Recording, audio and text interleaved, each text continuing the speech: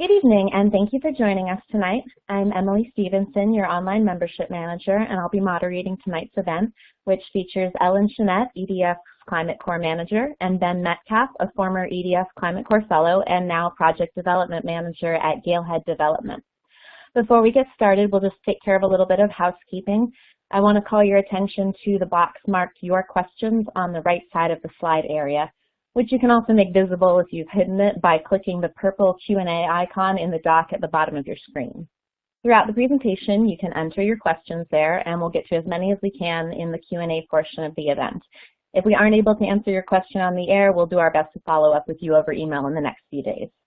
You'll also find a teal icon of a clipboard in your dock. That's a quick 4-question feedback survey that we hope you'll complete before signing off tonight to let us know how we did. And finally, just below the slide area, you'll find a link to download your own copy of the report we'll be discussing tonight, but you do not need to download the report in order to follow along. I think we're just about ready to begin the presentation. So tonight we'll be joined by EDF Climate Corps Manager Ellen Shenette and Climate Corps alumnus Ben Metcalf. Ellen oversees just about everything Climate Corps here at EDF, and Ben now works as a project development manager for Galehead Development. And without any further ado, I will turn things over to Ellen. Ellen? Great. Thank you, Emily. So we're really excited to share our report findings with you today. But before I dive in, I'd like to give everyone some context for who we are and what we do. EDF Climate Corps is a network of professionals united to advance climate solutions. Our fellowship program brings together an arsenal of top talent, resources, and expertise in a variety of subject matters and industries to help leading organizations like those you see on the screen meet their sustainability and energy goals and help advance the clean energy economy. We're now in our 11th year, and EDF Climate Corps has worked with over 450 businesses, governments, and nonprofits, including 1 in 3 Fortune 100 companies. So why am I telling you all of this? Well, we have a really unique perspective on the clean energy and sustainability job industry. We've been deploying fellows for over a decade, and these individuals have grown into the next generation of sustainability leaders. So it really felt like a natural fit for us to study the growth of jobs in this field and offer our insights and experiences. So as Emily mentioned, Ben is joining us on the call. He participated as an EDF Climate Corps Fellow in 2016. So Ben, could you tell us a little bit about your path to working in sustainability? Yeah, absolutely, Ellen, and thank you for inviting me to join this webinar. So sustainability was always something that has been on my mind growing up in an outdoor family and being an avid outdoorsman myself. But my career after college went through the military, and I saw myself really entering into government and foreign affairs. But it was in my last job in the military where I got to actually work on proposing a solar plus storage project that ended up not being built, but it was a great exposure to the space. And when I went to grad school and got my MBA, because of that experience, I decided to focus on clean energy and learning as much as I could about it, doing internships. And following my graduation, I did the internship or the fellowship with Climate Corps, was placed at the Boston Housing Authority, had just a fabulous experience there. I am still in the Navy Reserves. I was called back to active duty for a year, and when I came back from my time in Kuwait this past summer, through a contact that I'd met during the fellowship, I got the opportunity to interview and then was subsequently hired by the company at now, Galehead Development. So yeah, I think really my path comes from a lifetime being in the outdoors, the military, and then a big thanks to EDF that really launched my career. Great. Thanks, Ben. You're a really great example of how our fellows can leverage their fellowship experience and move into this clean energy field. So let's move on and dig into our report. So I'm sure we all remember President Trump's inauguration in January of 2017. Well, that's when we first released our Clean Energy and Sustainability Jobs Report. We wanted to sum the number of jobs across multiple energy sectors, as well as the corporate sustainability and public sector, to demonstrate that there was a really large workforce that are employed in these sectors, and help policymakers give them the facts that they need to support clean energy policies. So for the second version of the report, which we released this January 2018, we changed our focus slightly.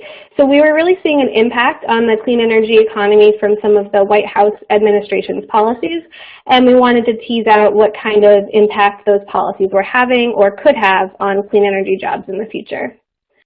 So over the next few slides, I'll share our top 3 findings from the 2018 report, and I'll be asking Ben to give some real-world examples from his work in the field.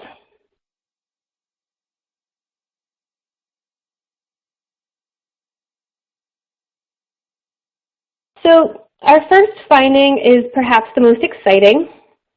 The clean energy and sustainability economy continues to be a large and growing source of jobs for over 4 million workers in the U.S. That's a huge number of individuals, and these are good jobs in all 50 states that often pay higher than average wages and offer many career and educational pathways for Americans with different backgrounds and skill sets. You can see in the graphic on your screen that solar jobs now outnumber coal jobs by 1.6 to 1. So it's really kind of exciting times. Ben, as someone that works in this industry, can you tell us a little bit about your role and what your day-to-day looks like? Yeah, thank you.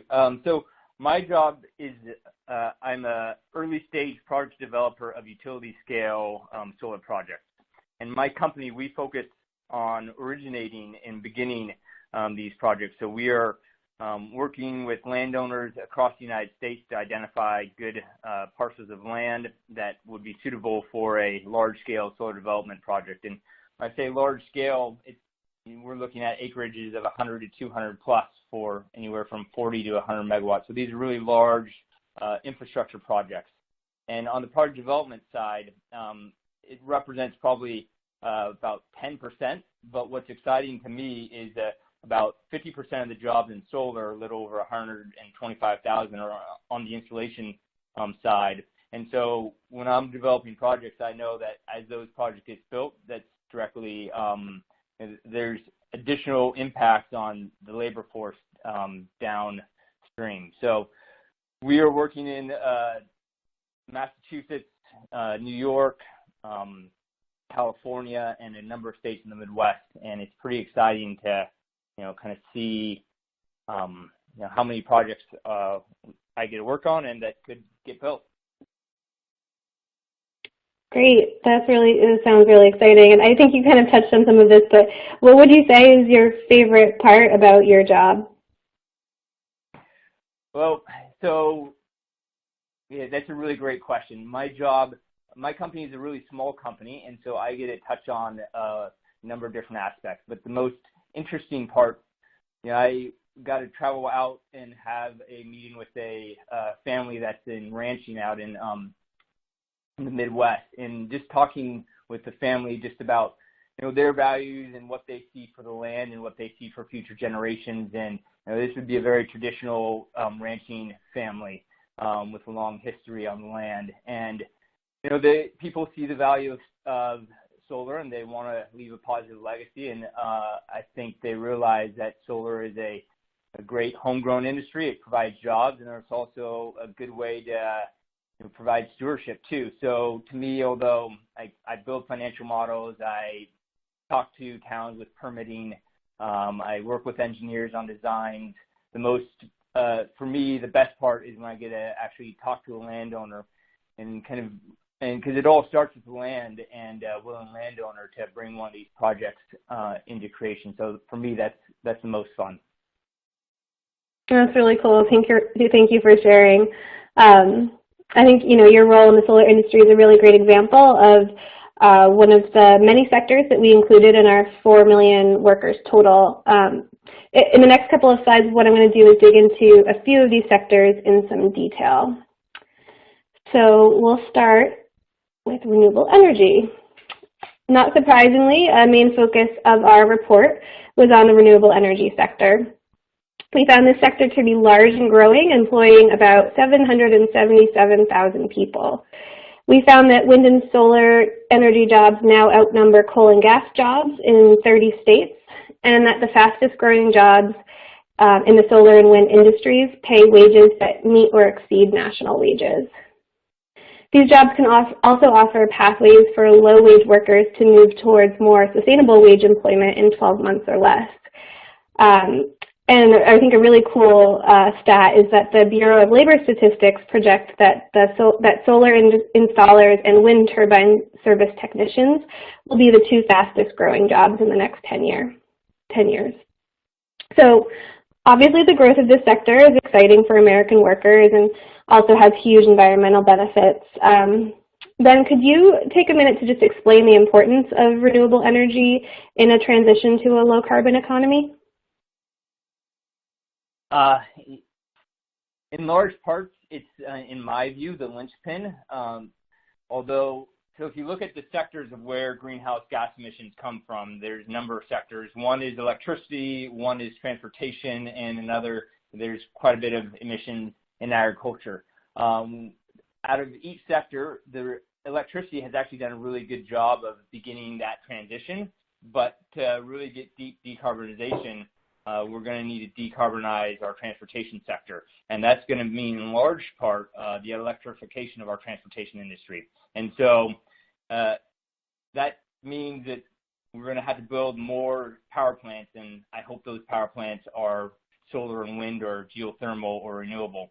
So I see in my mind solar, wind, clean energy are absolutely key to enabling energy transition and changing the way we power our societies. Great. And building off of your experience in the solar industry and kind of using that as an example, could you share a couple different types of jobs or roles that are found typically in that industry? Yeah, so if you can think of a role in industry, it will be in renewables as well. So there's everything from the people who are actually doing the installation work, turning the wrenches, to the engineers that are designing what those wrenches or screws look like. So there's architects, there's installers, there's people who do development like me, there's finance people, there's policy people. And so when there's policy that supports renewable energy or policy that hurts renewable energy, it's not just hurting necessarily the people who are installing, but there's a whole value chain behind getting that panel actually put on a roof or getting that wind turbine put up on top of a tower somewhere. And what's great is that the industry can take people who only have a high school degree and can teach them a trade that's going to be, give them really good paying employment. But it also takes the other end, your PhD physicist who's designing and working with, maybe some of you guys are familiar with ARPAE, but doing advanced research and development on, what is a solar cell or what does a wind turbine look in 10 to 15 years. And so, yeah, just the breadth is pretty incredible. And so more solar being installed, more wind being built is going to mean growth across all those sectors. That's really exciting. So much opportunity for so many different people. Excellent. Well, let's move on to discuss another exciting and growing sector. This was a new addition to the 2018 report to look at energy storage and advanced grid. So this sector employs over 90,000 Americans and has grown really fast. Employment increased 235% from 2015 to 2016, and battery storage accounted for half of the jobs in this sector. I'm sure everyone has, heard about Tesla and their work on batteries, but Ben, I wonder, for those that might not be familiar, if you could explain the role that energy storage technology can play in greening the U.S. electricity grid? Yeah, absolutely. It's something that we have been thinking a lot about as a company lately and are building a strategy around it. In our view, really the future is storage and solar plus storage. in our industry. And so what that means for the grid and why it's so important is because solar and wind are variable forms of generation, which means sometimes a cloud is going to go over the sky and maybe a large PV plant's output will be cut in half in the matter of a minute or two. Well, something's got to step in and replace that generation, because the most important role of a utility and of the transmission operator is reliability. We have to make sure that when someone turns on a light switch, whether it's in their home or in a hospital room, that light turns on. And so energy storage can help us integrate a lot higher levels of overall solar and wind, these variable forms of generation. But I think the other aspect where it's really important is, we've had this huge push in the United States, especially on the environmental side, to close a lot of coal plants because the negative effects and the externalities of coal. What that has been replaced by largely in the last 2 decades, although wind and solar have made up an ever-growing percentage, it's been replaced by natural gas.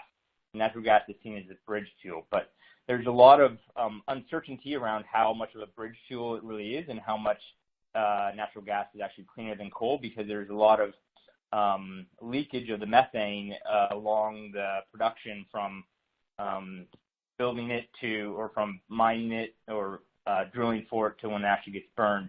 And right now, battery storage systems are actually going head-to-head, and in some markets are actually replacing or being chosen instead of new, what is called peaking natural gas plants. So right now, storage in some cases is already starting to win out over new natural gas plants. And I think that's really important, and I think we'll see more of it. I'd be happy to give you a few specific examples.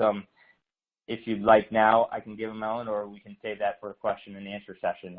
But yeah, energy storage, really critically important to the transition. Great. Yeah, why don't you share just one of your examples now before we move on? Okay, sure.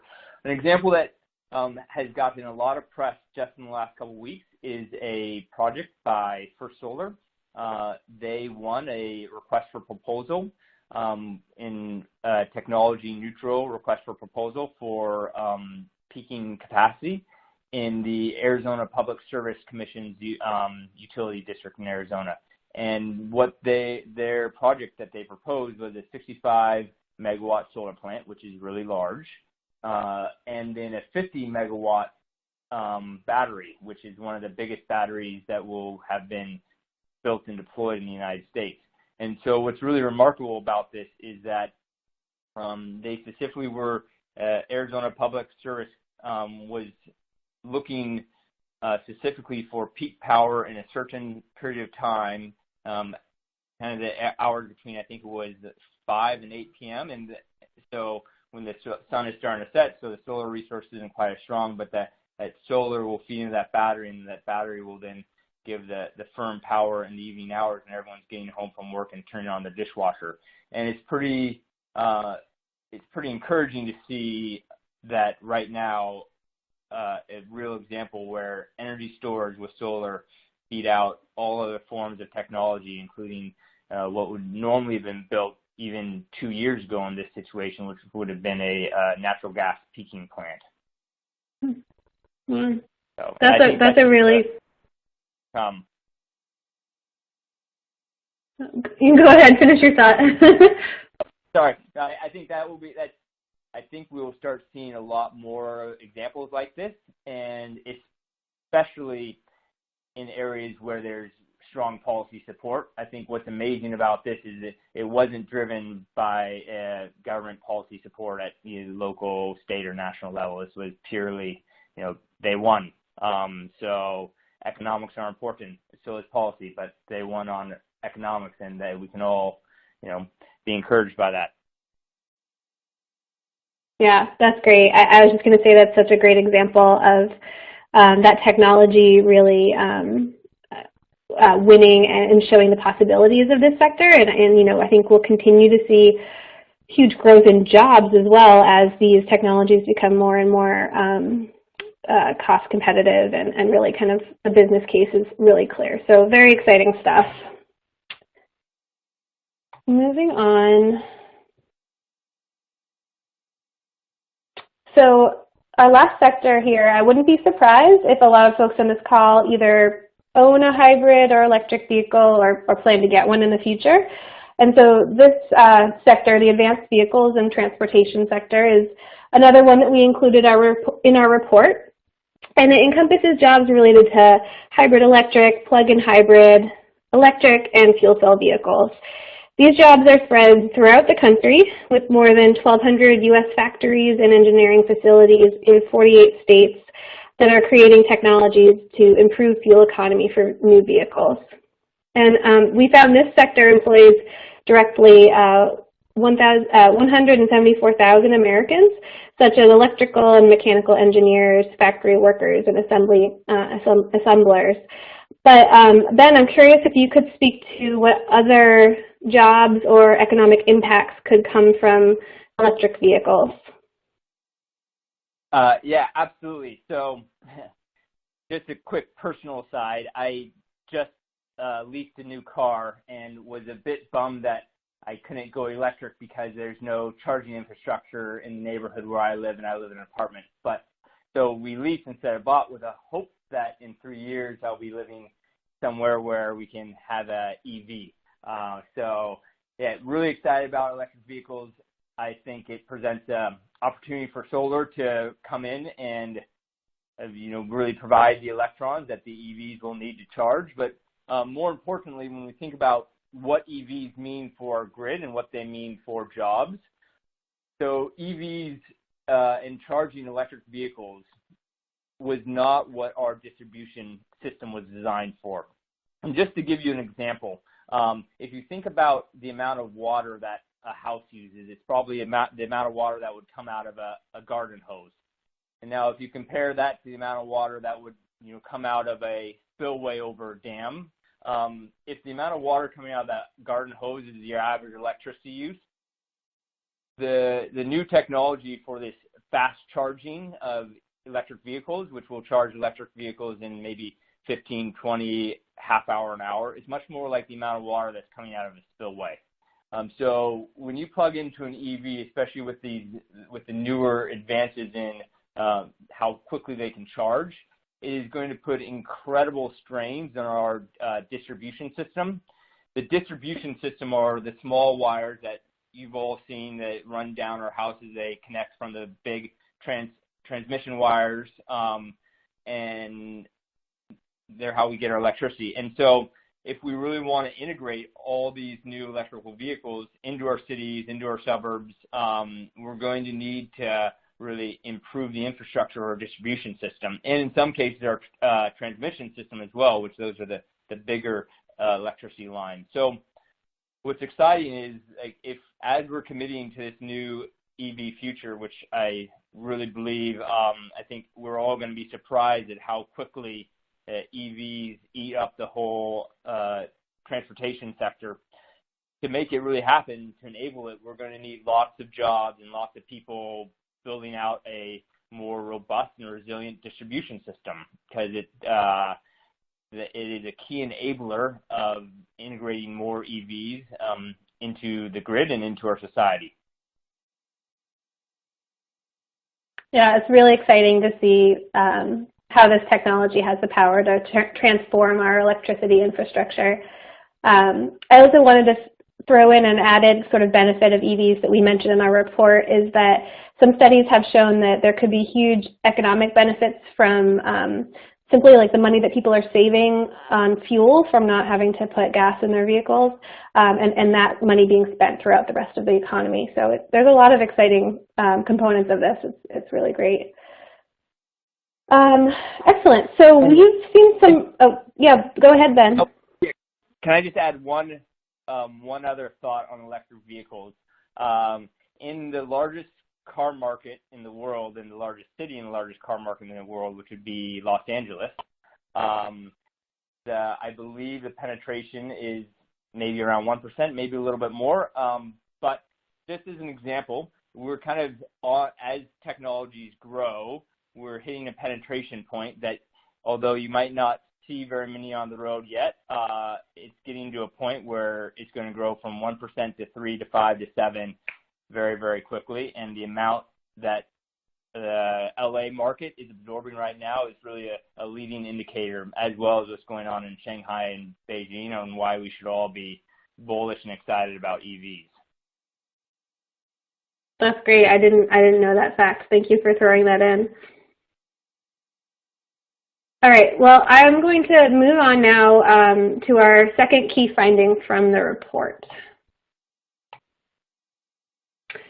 So it's not an understatement to say that things have changed over the past year, and this leads us into the second finding, that changes to incentives and policies at the federal, state, and local levels continue to impact the clean energy economy, leading to an uncertain outlook for job growth. So our report shows that we've seen a lot of uncertainty, specifically in the renewable energy market in 2017. This was due to several factors, but one of which is the political uncertainty coming from the federal level, and primarily from the tax plan and the tariffs on imported solar modules. The uncertainty has translated into slow market growth, with third quarter 2017 solar installations over 50% behind 2016 levels. And then in early 2018, the Trump administration decided to impose a 30% tariff on imported solar modules, which will taper off over time. And although experts agree that these tariffs could have been a lot worse, they are estimated to reduce U.S. solar installations by around 11% over the next 5 years, and the Solar Energy Industry Association estimates as much as 23,000 solar jobs could be lost. So the good news is that most experts agree that in the long term the market will recover. And Ben, I'm really curious to hear your opinion on how policies like the tariff may impact the solar industry. So, as you can imagine, being a development shop, this has been a hot topic in the office and with our clients. So, a little bit more background about my company. We work in a co-development model on behalf of really in close partnership with 4 of the largest developers in the world, and we build out their pipeline for them. And so it's been a really interesting place to sit, because you get to see the mindset of, you know, how these people in these companies are really thinking. And, you know, I was pretty concerned about it, and then I think over the last 3-4 months, I've become a lot less concerned. And the reason is there's from the biggest developers right now, people are really bullish on solar. They believe that cost declines are going to continue to come down, and there's a lot of money and a lot of capital right now that is seeking returns, and that might be impacted a little bit by the raising interest rates. But I think what will balance that out is pretty confident that the stock market is overvalued right now, and solar is a really safe asset class, and people and pension funds, large developers, there's capital that wants to be deployed. And although there definitely will be a bump or a little hiccup, a downturn from the tariffs in the near term, in the long term, for example, the projects that we are starting now that we're putting into the PJM queue, they won't be built for, 2-3 years, just because it takes a couple of years to go through the required engineering studies with the transmission operator. And just having a conversation about the queue is basically the waiting line to plug in your project. It is so packed full of solar and wind all throughout the country that, if even a fraction of it gets built, we're going to have many more record-breaking years to come. And just put a little commentary, too, on kind of the downturn in 2017. So there's no doubt that that downturn was due to this uncertainty. Also, 2016 was a little bit of an anomaly, because there's a lot of people that were rushing to get projects done because of there's this investment tax credit that people who build solar projects can take advantage of. And although it was extended, there was some thought that it was going to expire. And so that led some of the the development in 2016. So yeah, really the takeaway for me is that, or that I'd like to share, is that there's a lot of money that wants to build a lot of projects, and there's and the other part of it is these tariffs on panels. The amount of capacity for manufacturing solar panels globally is just exploding at an incredible rate. And so what that means is the solar panels are continuing to come down the cost curve quite aggressively. And so when panels hit the shore, that tariff that's going to be levied on them is going to be 25, 30% of an ever smaller and smaller figure. And we'll probably see, so we saw panel prices of 35 cents a watt, which might not mean a whole lot, I understand, but to make it make sense, we expect to see pre-tariff pricing in the post-tariff world as soon as Q4 of this year. So definitely the policy on tariffs has an impact, but I think overall that impact is going to be mitigated because there's a lot of people working really hard every day to figure out how to overcome that, how to cut costs, develop smarter, and get these projects built. Great. Yeah, I mean, I'm happy to hear you call it a hiccup and that it will recover so quickly. I think that just speaks to the industry's strength and growth that's kind of unstoppable at this point, which is great. So, I think, this finding from our report was a little bit disappointing to us because we're not seeing some real leadership on climate and environmental issues right now at the federal level. But we did find some room for hope in our final report finding, which I will move to now. So not everyone is turning their back on a clean energy future. Our third finding is that businesses and local governments are key drivers of the clean energy and sustainability economy and can build demand to support job growth. This year we've seen companies and local governments step up when leadership from the federal government has been lacking. One example is the over 50 U.S. cities that are participating in the Ready for 100 initiative, and they've adopted goals to power their cities by 100% renewable energy. And 5 cities have actually already met that goal, which is really impressive. And at EDF Climate Corps, we work really closely with companies on energy and climate issues, so we were really pleased to see companies stepping up as well. There are 1,780 U.S. businesses that have committed to the Paris Agreement, and we've seen companies making investments in energy efficiency and renewable energy. For example, in 2017, companies purchased over 3 gigawatts of renewable energy, and that's roughly equivalent to 14 million solar panels and represents a 93% increase in corporate renewable procurement from 2016. Ben, I'd love to get your thoughts on how you've seen this play out in your role. So policy there's no doubt that policy matters, policy is important.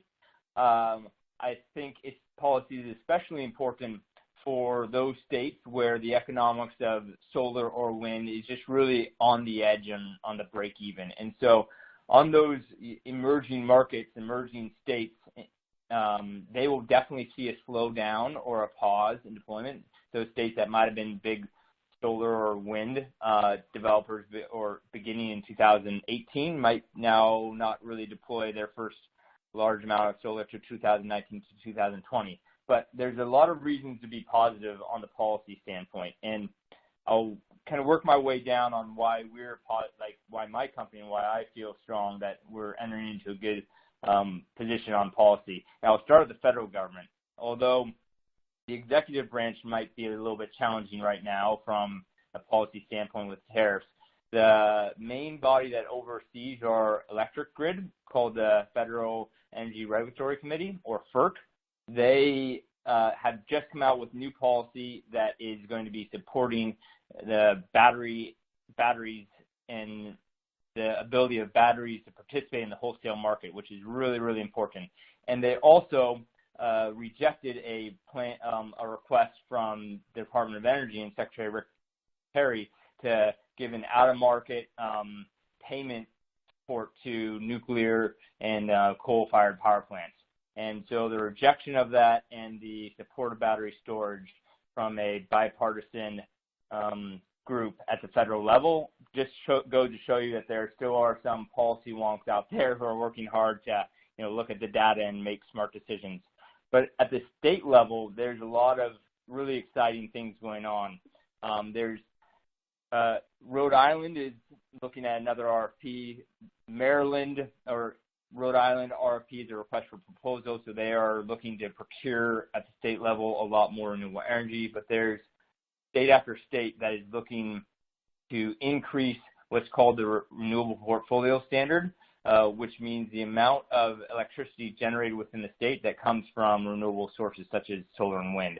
And a couple of these would be like Maryland, Massachusetts, Connecticut, Nevada, Arizona. I think what's really interesting about Nevada is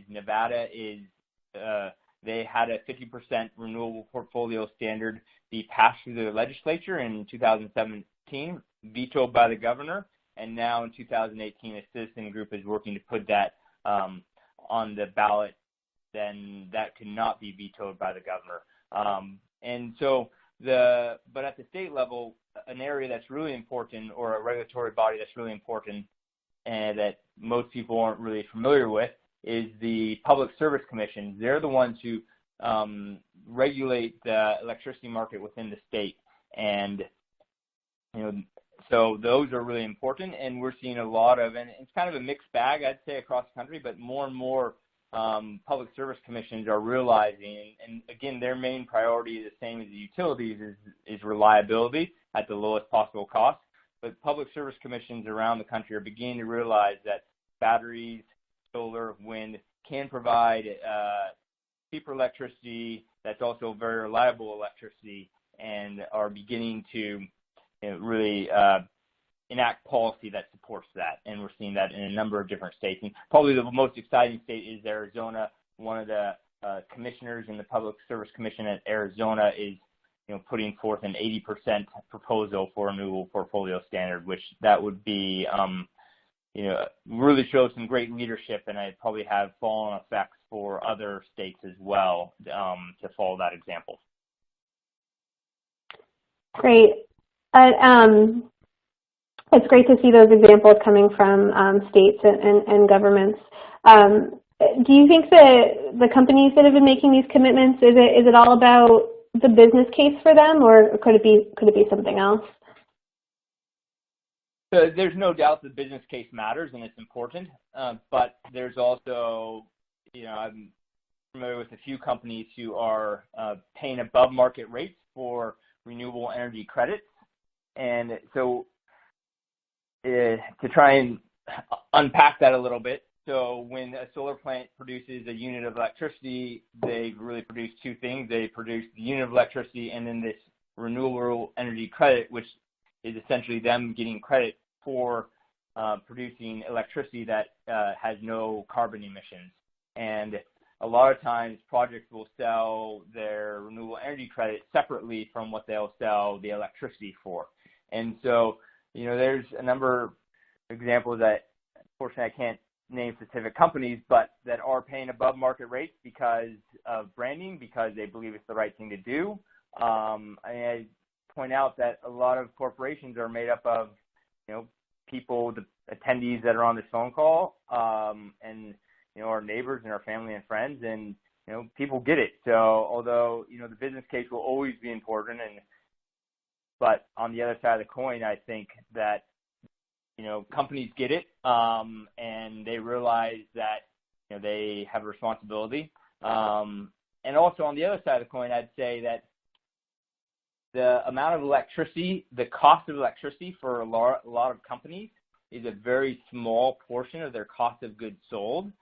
And so, when they choose to go green, even if they go green above the market rate, and although I'll also say that a lot of companies are doing it just purely based off the economics, but it doesn't move the needle that much in terms of their cost of goods sold and an input. I used to do cost models in business school as an intern, so won't dive into that too much more, but I think it's all of the above why businesses are going green. Great. Well, I love seeing leadership, and it gives us hope for the future. So speaking of hope, let's close with a look towards the future. So we've already touched on this a bit, but despite uncertainty from the federal level, EDF really feels the long-term outlook for clean energy and sustainability economy is strong, and that it will continue its growth trajectory. As we've seen, increasing support from cities and businesses, like we just mentioned, are driving investments in these sectors. And new technologies like EVs and battery storage are gaining momentum as solutions to today's energy problems. The figure on the screen is a projection of which states will have the most wind jobs in 2020, with a total of nearly 250,000 Americans expected to be employed by the wind industry at that time. So just a great little example of what's to come. We're getting low on time, but Ben, do you have any final thoughts you want to add on the future of the clean energy economy? Yeah, I'll keep it really brief so we have time for questions. Very excited about it. I think the future is bright. I think also a lot of credit needs to go to all the companies that don't get a lot of press. I mean, there's solar panels and the developers and the installers, but there's a whole ecosystem supporting them. People like Panel Claw or Sunlink, people that make all the other parts that go into making a solar plant or a solar installation on a residential. And, those companies are working really hard to bring down their costs as well, and that's really important. And those companies tend to be much more local than some of the international manufacturers of solar panels. So, yeah, I think the outlook is bright, and I think there's a lot of great opportunity ahead. Excellent. I love the phrase, the future is bright. It's great to hear, and I think that's a perfect point for us to end on today.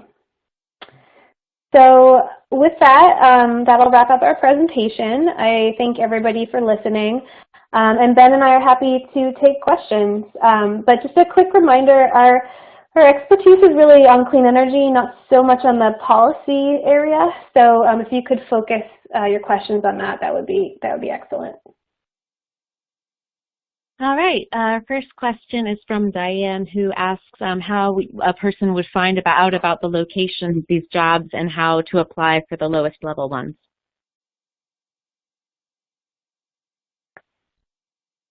Ben, do you have any thoughts as someone that works in the industry currently? Yes, absolutely. So one resource I would point you to is a company called Day Away Careers, or I think that's what they're, dayawaycareers.com, although they're a listserv, and I know the gentleman who runs it, and great opportunity just to discover what jobs are out there. It tends to be more for geared towards graduate students, although they're starting to show some opportunities for undergraduate students as well. But I would say, the best thing to do is, look to see if there's opportunities to volunteer for an organization like Grid Alternatives or other local nonprofits that are helping people in the community go solar or to work on a community solar project. Just Eventbrite is also a great opportunity just to go meet people in the community. There was an event on Eventbrite in my neighborhood 2 weeks ago to help install solar on a local church. And so I would just say the biggest thing, it's who you know. You got to put yourself out there, meet people, have conversations, and there's tons of opportunities. So just, don't be afraid to, go to a networking event and look at Eventbrite or show up at a conference or attend a webinar like this. And, hopefully that's helpful. Thank you. Our next question is from Rick, who asks, what are some examples of emerging states for solar and wind that Ben mentioned during the presentation, states that could benefit from pro-renewable policy? Okay, great question. So Michigan, Illinois, are two states that are definitely would be high on that list. Right now, Michigan has they just approved a new policy, and the main utility is pushing back at the Public Service Commission. And so, that's a state right now where there's a lot of reasons from the policy standpoint to be excited, because there's also a new renewable portfolio standard that's going to be on the ballot in 2018, most likely. It looks like it will get the signatures. I'm hopeful. And there's some good policy at the Public Service Commission to support projects as well. But there's also pushback from the utilities. And Michigan is a state where there's a lot of coal. And, although the main utilities and the main generators in Michigan have committed to going, coal-free, I think, by 2040, how quickly we do that matters. And in a state like Michigan, it is one of those states that really does need some policy support, because the further north you get, the less sunshine you have. Another state that I'd say would probably be really important for some policy support is Wyoming. Wyoming has a great solar resource, has lots of land, but it needs a little bit of policy support. Probably even more than policy support, what it needs is transmission lines to be built that can connect it to Oregon and Wyoming and Arizona. So when we build these wind projects and solar projects, there's a place for the electrons to go. So I would highlight those as some of the emerging markets where policy can have a real impact. And solar is definitely knocking at the door in all three of those states, but it's also at risk in all three of those states from a policy perspective. Our next question is from Drew, who asks, how can you become an EDF Climate Corps Fellow? Well, I can take that one. So the fellowship program is for graduate students, and we have an application process that opens up in the fall. So we're currently, we've closed our application for this summer, unfortunately, for anyone who was hoping to get in there. But we would welcome you to apply for the summer of 2019. So essentially, it's a really simple application, and we're looking for people that are interested in this work and might have a little bit of experience in some of it, who just want to apply themselves over the summer for working for an organization on energy and sustainability issues. So you can go to our website, edfclimatecorps.org, and it'll have all the information there that you would need in order to apply, both as a fellow or, if you want a company, if you want to host a fellow, that's also an option as well. And that information is all on our website. Thank you. Our next question is from Lori, who asks if you know when Tesla solar roof panels with local battery storage will be available.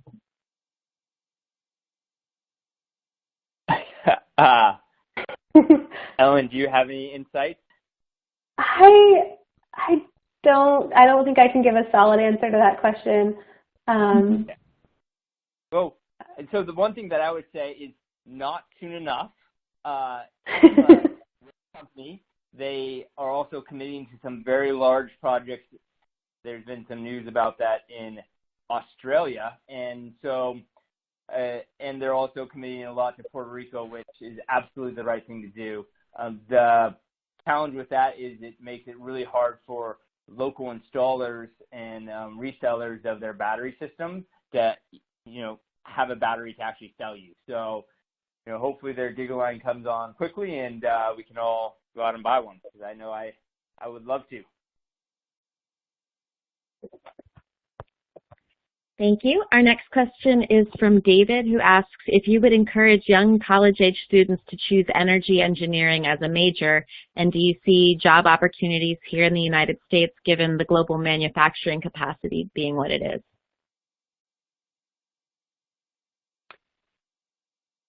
I'll jump in just quickly and then maybe toss it over to Ben. But I would say a lot of our fellows have that type of a background, some sort of engineering or energy engineer, and it's definitely still in demand from the companies we work with over the summer.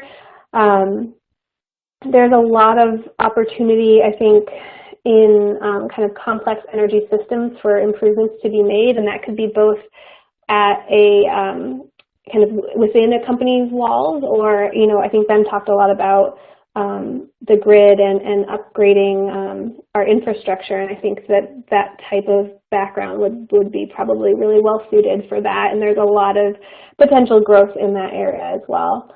Ben, do you have anything to add to that? I absolutely agree with everything you said. Love engineers, love engineers. It's a really important skill set. We don't have enough of them, and I think it's a great undergraduate major and presents a lot of opportunities. So if you get a degree in engineering, whether it's mechanical, civil, structural, you won't be without a job, and more importantly, you won't be without, you know, opportunities for good things to do that will contribute to society and to energy transition. Our next question is from Joanne, who asked, what is the bioenergy that makes up the majority of renewable energy sources mentioned? Yep, I can touch on that. So that bioenergy includes liquid biofuels, solid biomass, and biogas. And we don't, like, our program doesn't really focus so much on bioenergy. We do mention in the report a little bit about biodiesel, which grew 23% in the years that we were looking at, and employs about 60,000 people. And biodiesel is a leading alternative to fossil fuels, and is something that's been receiving a lot of investment from the Department of Defense, because they have a goal to obtain 25% reduction in energy use. 25% of its energy use from alternative sources by 2025. So yeah, that does make up the majority there. We didn't touch on it just because it's not our main focus of our program. All right, our next question is from Turner, who asks, what are your thoughts on hydrogen cells, and has there been any promising progress recently in research and development? Yeah. I don't have a whole lot. Yeah, that's a little bit out of my wheelhouse. I know Toyota was, you know, doing a lot of research from the area, but yeah, I don't know. I can't really give you good up-to-date information on that. Yeah, I'm sorry. I don't think there's much I can contribute to that question either. All right, this one's a little more up your alley. What are some examples of companies showing leadership by taking action on these types of issues? Yeah, I'm happy to jump in there. EDF works with a lot of organizations. I think the one that jumps out to be sure to mention is actually maybe something people wouldn't expect, but Walmart. They have their Project Gigaton, in which they set the goal of avoiding 1 gigaton of greenhouse gas emissions from their company's supply chain by 2030. And that's an amount that's equivalent to the annual emissions of Germany, so it's a really, really big, aggressive goal. And we've worked with them really closely over several years or decades. I think there's a lot of interesting leadership coming from companies committing to sourcing 100% of their energy from renewable energy sources. Recently, Apple constructed a 50-megawatt solar farm in Arizona to power one of the company's global command data center, and that's a really large solar farm. And another thing I would just say is that we see a lot of leadership from companies who are setting science-based targets, so targets to reduce their emissions that are in line with the levels needed to mitigate global warming. And a lot of our partner organizations have set commitments to make science-based targets, like CVS Health, Colgate Palmolive, Gap, IKEA, and a whole range of others. Well, that's pretty cool to hear. Our next question is from Ken, who asks, how much of a problem has been the efforts by some states to impose taxes on renewables to support losses by the fossil fuel-based electric utilities? Well, I would say short-sighted and not helpful. However, I think that as soon as when states do this, they get a lot of pushback because the local communities benefit from solar and wind projects, and so I mean maybe there's a couple that you have in mind. Off the top of my head, I know there was some talk of that in Wyoming that was going to specifically tax wind, and from my understanding, that was squashed pretty quickly. I might not have the most current information, but I'd say, yeah, it's not good, but I would say short-sighted and probably won't be much of a problem because most people really do see the value of it.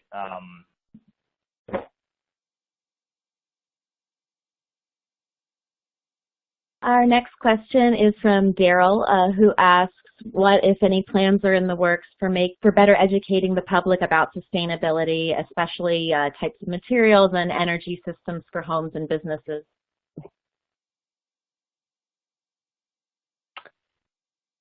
That's a really good question. I'm not super well versed in sort of across the board what's happening, but we have had a couple interesting examples of this in our Climate Corps fellow alumni group. We actually featured in the report is this woman named Dara Ward, who works in the it's in Colorado, the St. Vereen Valley School District, and she works on energy projects for the school district, but part of her role is also encouraging the students to learn more about energy and sustainability and kind of getting them excited about this. So I don't know if there's like a larger organization that's focused on this, but there are definitely, I've definitely seen anecdotes of examples where people are really trying to educate the young people about these opportunities, and I think that's really important, and there's probably more that could be done there. Ben, do you know of anything specific in that area? Yeah, no, I don't. Sorry. No problem. We probably have time for about one or two more questions. This one is from Rebecca. How might Trump's proposed budget cuts to the Department of Energy impact these jobs? I can touch a bit on that.